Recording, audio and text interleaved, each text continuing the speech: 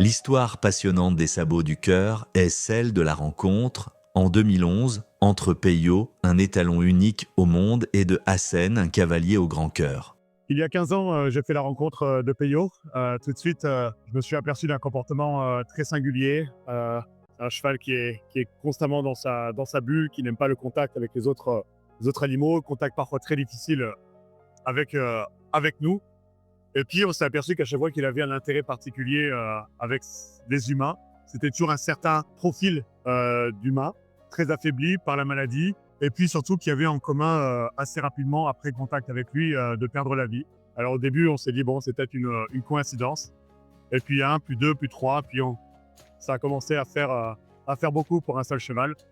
Et là, je me suis dit, il est peut-être temps de se rapprocher de scientifiques, de médecins, de chercheurs, humains et vétérinaires. Et puis on a soumis Peyo à des tests de détection. On s'est aperçu effectivement qu'il y avait la mort qui arrivait très rapidement après. Et puis on a lancé cette étude. Cette étude est toujours en cours à travers 5 unités de soins palliatifs à travers la France et les Pays-Bas. On a lancé cette étude toujours plus loin, toujours plus fort, avec l'accompagnement dans la fin de vie après avoir détecté les patients en unité de soins palliatifs, donc à l'hôpital. Est arrivé tout l'aspect humain, la prise en charge sociale, sanitaire, pour les personnes les plus précaires, les personnes qui n'ont pas la chance de pouvoir avoir une fin de vie digne et entourée. Alors on a monté les sabots du cœur pour venir en aide aux plus fragiles. Cheval de vie, soignant et apaisant, voire ange gardien, Peyo qui est incroyablement proche des enfants et des personnes fragiles. Parcourt, avec Hassen, les couloirs des hôpitaux. Le travail à nous, c'est pas l'équithérapie, la zoothérapie ou tous les autres modes actuels de médiation ou autres. Nous, notre travail, c'est la mort, la détection, l'accompagnement, l'encadrement. La chance qu'on a, c'est qu'il peut être en permanence en liberté. On lui demande uniquement d'aller taper aux portes des chambres les plus précaires. Ensuite, c'est moi qui prends le relais. L'avantage, c'est qu'on n'a pas à lui imposer la présence de patients. On n'impose aucune énergie, on n'est pas là à lui demander de se faire caresser à droite à gauche.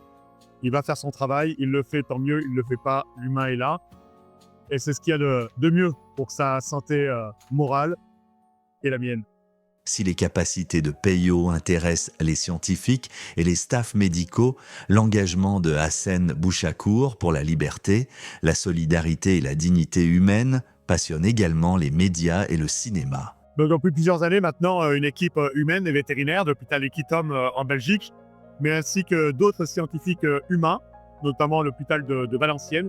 On a lancé cette étude pour comprendre les capacités cognitives du cheval, mais également calculer les taux de diminution d'anxiolytiques, de morphiniques et des antalgiques chez les patients. Le cinéma est arrivé à nous, puisqu'au mois de février, vous pourriez nous retrouver au cinéma, dans un documentaire Universal Productions, avec comme réalisateur Thomas Balmès, un film documentaire sur la vie, la fin de vie, le lien entre l'homme et l'animal. Et on espère que ça vous plaira et que ça répondra à vos questions. Vous l'avez accepté, cette maladie? On ne saurait jamais, en fait. Ça vous fait peur, tout ça? Ah ouais. Il va pas bien aujourd'hui. C'est vrai que quand t'étais passé le voir, ça lui a fait un bien fou. Hier, j'ai eu peur. Puis aujourd'hui, bah non, ça va. Est-ce que vous pensez à après? Eh ben, c'est très bien. Ouais.